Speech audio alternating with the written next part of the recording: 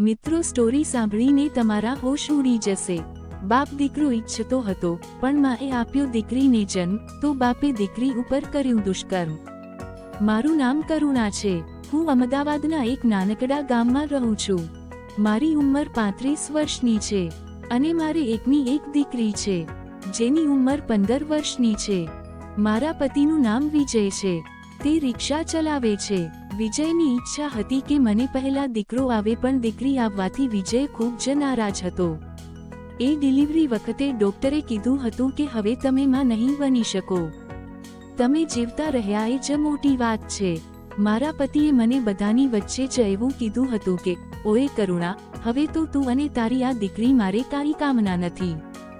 મેં તારી સાથે લગ્ન એટલા માટે કર્યા હતા કે મને એમ હતું કે તારે દીકરો થશે તો તે મોટો થઈને મારી સાથે ઊભો રહેશે, કારણ કે મારે કોઈ બીજો ભાઈ નથી।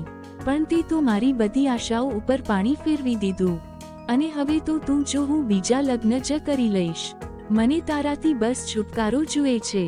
પણ મારા પતિએ 14 વર્ષ થયા પણ હજી સુધી મારી સાથે છૂટાછેડા નથી લીધા કે નહીં કોઈ બીજી સ્ત્રી સાથે સંબંધ માણ્યો। એટલા માટે નહીં કે તે મારી સાથે વફાદાર હતો, પણ તેને કોઈ છોકરી મળતી જ ન હતી। સમાજમાં તે સાવ આબરૂ વગરનો થઈ ગયો હતો। ગામમાં બધાને જ ખબર હતી કે આની પાસે કોઈ ધંધો કે નોકરી નથી। તેની જે રિક્ષા હતી એ પણ તેને વેચી નાખી હતી। હું ઘરમાં સિલાઈ કામ કરતી હતી અને તેનાથી જ આખું ઘર ચાલતું હતું। આ બાજુ મારી એક દીકરી હતી, તે પણ હવે જુવાન થઈ ગઈ હતી। તેનું નામ મેં મારિયા રાખ્યું હતું। તે ખૂબ જ રૂપાળી હતી। તેનો રંગ સાવ સાફ હતો। હું મારી મારિયાને ખૂબ જ પ્રેમ કરતી હતી, કારણ કે તે મારી એકની એક દીકરી હતી। હું તેની સારી રીતે સંભાળ રાખતી હતી અને મને ખબર હતી કે આના પછી હું માં નહીં બની શકું, એટલે હું તેને જીવની જેમ સાચવતી હતી। આ બાજુ વિજય પણ તેને હદ કરતાં વધારે પ્રેમ કરવા લાગ્યો। નકર અત્યાર સુધી તો તેને મહિના જ સંભળાવ્યા કરતો હતો કે તારા લીધે તારી માને બીજો દીકરો ના આવ્યો, પણ અચાનક તે સારી રીતે વર્તવા લાગ્યો। તેની સાથે બેસીને વાતો કરવા લાગ્યો। હું પણ વિચારમાં પડી ગઈ કે અત્યાર સુધી તો પોતાની દીકરી ન માની શક્યો અને અચાનક આટલો બધો પ્રેમ કેમ ઉભરાઈ આવ્યો। તો વિજયે કીધું કે હવે આમ પણ હું હવે ઘરડો થવા આવ્યો છું, તો આજ મારી દીકરી છે જે મારો સહારો બનશે। તો હવે હું મારિયાને મારી દીકરી માનું છું। વિજય મારિયા માટે ઘણા બધા ગિફ્ટ પણ લાવવા લાગ્યો। તેની સારી રીતે સાર સંભાળ કરવા લાગ્યો। પણ હવે તો ઘરની પરિસ્થિતિ પણ સાવ ખરાબ થઈ ગઈ હતી। પૈસા પણ ખૂટવા લાગ્યા હતા। મેં વિચાર્યું કે હવે કંઈક પૈસા કમાવવા માટે નોકરી મેળવવી જ પડશે। તો ગામના એક સીવણ ક્લાસમાં મને કામ મળ્યું હતું, પણ મારી દીકરીની ચિંતા હતી કે આટલી જવાન દીકરીને હું ઘરે એકલી મૂકીને કેમ જાઉં। પણ મેં વિચાર્યું કે તેના પપ્પા વિજય તેની સાથે છે, તે તેની સંભાળ રાખશે। બસ આવું વિચારીને હું સીવણ ક્લાસ જવા લાગી। સવારે જતી અને છેક સાંજે આવતી। ઘરે આવતાની સાથે જ મારી દીકરી માયરા મને કહેતી કે મમ્મી, આજે પપ્પા મારા માટે કેન્ડી લાવ્યા હતા, આ લાવ્યા હતા, તે લાવ્યા હતા, બધું જ મને કહેતી। પણ થોડા દિવસથી તે મને બધું જ કહેવાનું બંધ કરી દીધું। મને ચિંતા થવા લાગી કે મારી દીકરીને અચાનક શું થયું હશે। પછી મેં મારી દીકરી માયરાને જ પૂછ્યું કે બેટા, હમણાંથી તું કેમ મને કાંઈ બતાવતી પણ નથી, કાંઈ ચિંતાનો વિષય તો નથી ને? મારિયા બોલી, ના મમ્મી, એવું કાંઈ નથી, પણ હમણાંથી મને આખું શરીર દુખે છે। ક્યારેક કમર દુખે છે તો ક્યારેક પગ દુખે છે। પછી હું તેને ડોક્ટર પાસે લઈ ગઈ। ગામમાં ફક્ત એક જ દવાખાનું હતું।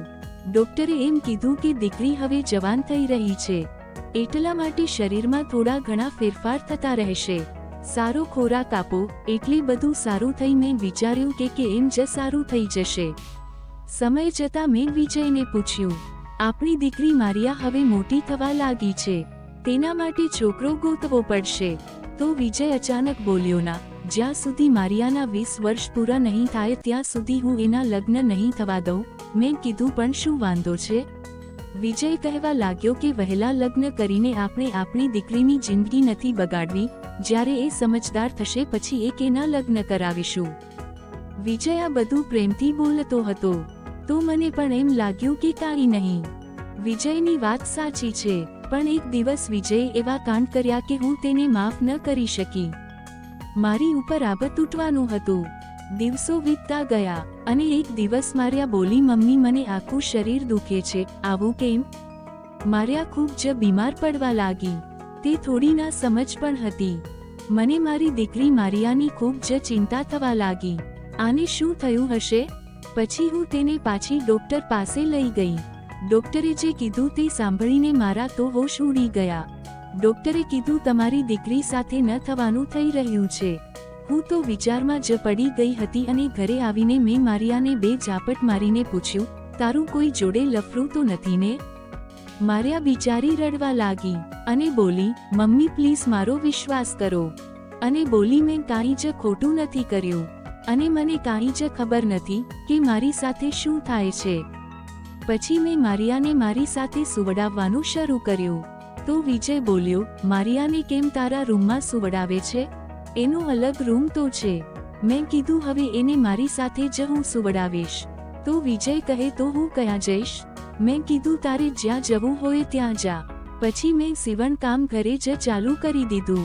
વિજય બોલ્યો, આટલું સારું કામ થાય છે તો કેમ સીવણ ક્લાસ નથી જતી? મેં કીધું બસ હવેથી ઘરે જ કપડાં સીવીશ. તે દંગ રહી ગયો. અચાનક મેં વિજયને પૂછ્યું, તમે તો કાંઈ નથી કર્યું ને આપની દીકરીને? આ તું શું બોલી રહી છે? દીકરી છે મારી, વિજય બોલ્યો. હવે મારિયા તેની મમ્મી સાથે જ સૂતી હતી. સમય જતાં તેની તબિયત સારી થવા લાગી. એકવાર જમવાનું બનાવીને બધા સાથે જમવા બેઠા. વિજય પણ ચૂપચાપ જમતો હતો. પણ જમીને જેવા હું અને મારિયા સૂતા કે અડધી રાતે મારી ઊંઘ અચાનક ઉડી ગઈ. મેં પાસે જોયું તો મારી બાજુમાં મારિયા હતી જ નહીં. હું એકદમ ડરી ગઈ હતી. સીધી બાથરૂમમાં જોવા ગઈ. મને થયું કે ત્યાં હશે, પણ મારિયા ત્યાં પણ ન હતી. પછી જેવી હું તેના રૂમમાં ગઈ અને જોયું તો મારા રૂવાડા ઊભા થઈ ગયા. માયરા એના રૂમમાં ડરીને બેઠી હતી અને વિજય અડધી રાત્રે ખાટલા ઉપર બેઠો હતો. અને મેં જોયું મારી દીકરી મારિયાના કપડાં પણ ફાટેલા હતા. તે સાવ સ્તબ્ધ થઈને બેઠી હતી. મેં વિજયને સીધા 2 લાફા મારી દીધા. વિજય મારી ઉપર હાથ ઉપાડવા આવ્યો. ત્યાં બાજુમાં પડેલો લોખંડનો પાઇપ પકડીને મેં તે હરામખોરના માથામાં ઝૂંકી ઢીમ ઢાળી દીધો. હું જોતી જ રહી ગઈ કે હવે હું શું કરું. મેં અચાનક ગુસ્સામાં એને લોખંડનો પાઇપ ફટકારી દીધો. પછી ખબર પડી કે તેને ખાવામાં બેહોશ થવાની દવા ભેળવી હતી. મને ખબર જ ન રહી કે ક્યારે મારી દીકરી મારા રૂમમાંથી ઊભી થઈને ગઈ. હું બધું જ સમજી રહી હતી. તો અચાનક દરવાજો ખખડાવવાનો અવાજ આવવા લાગ્યો. અચાનક રાત્રે દરવાજો ખખડવાથી હું ડરી ગઈ હતી. મેં મારી દીકરીને જગાડી અને બાજુમાં બહેનપણી રહેતી હતી તેની ઘરે ત્યાંથી મોકલી દીધી. મેં ઘરેણાં અને થોડા પૈસા જે પણ ભેગા કર્યા હતા તે પણ તેની સાથે મોકલી દીધા. કારણ કે રાત્રે અચાનક દરવાજો ભડભડ થઈ રહ્યો હતો. બહારથી અવાજ આવ્યો કે દરવાજો ખોલ નકર દરવાજો તોડી નાખવામાં આવશે. હું એકદમ ડરી ગઈ હતી. મારી દીકરી સાથે તો ખોટું થઈ જ ગયું હતું. પણ અચાનક આ નવી મુશ્કેલી આવી હતી. ત્યાં અચાનક દરવાજો તૂટી ગયો અને પોલીસ અને મીડિયાવાળા સીધા અંદર આવી ગયા. હું સાવ ડરી ગઈ હતી.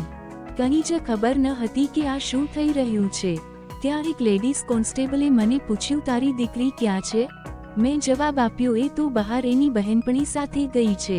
છતાં એણે મારી વાત ન માની અને મને પકડીને બહાર લઈ ગયા. ગામના લોકો મને ઘૂરી ઘૂરીને જોવા લાગ્યા. ગામના લોકોને જેવી હકીકત ખબર પડી તો તે પણ કહેવા લાગ્યા કે કરુણાએ જે પણ કર્યું તે ખરેખર સાચું જ કર્યું. છતાં મારી ઉપર કેસ ચાલ્યો, મુકદ્દમો પણ થયો. પણ થોડા સમય પછી મને છોડી દેવામાં આવી. બહાર આવ્યા બાદ મને પૂછવામાં આવ્યું કે તમે આવું શા માટે કર્યું? મેં ડર્યા વિના બધું જ કહ્યું. તે ક્રૂર માણસ મારી દીકરી સાથે દુષ્કર્મ કરતો હતો. એટલા માટે મને જે ઠીક લાગ્યું એ કર્યું. જેલમાંથી છૂટ્યા પછી ઘણા સમય પછી મેં મારી દીકરીને જોઈ. તેના લગ્ન પણ થઈ ગયા હતા. તેના હાથમાં એક નાનું બાળક પણ હતું. તેને જોઈને મારી આંખમાંથી આંસુ આવી ગયા. મેં મારી દીકરી મારિયાને કીધું, બેટા આ તારા દીકરાનું ખૂબ જ ધ્યાન રાખજે. આવી જ વાર્તા સાંભળવા માટે ચેનલને સબસ્ક્રાઇબ કરજો મિત્રો. ધન્યવાદ.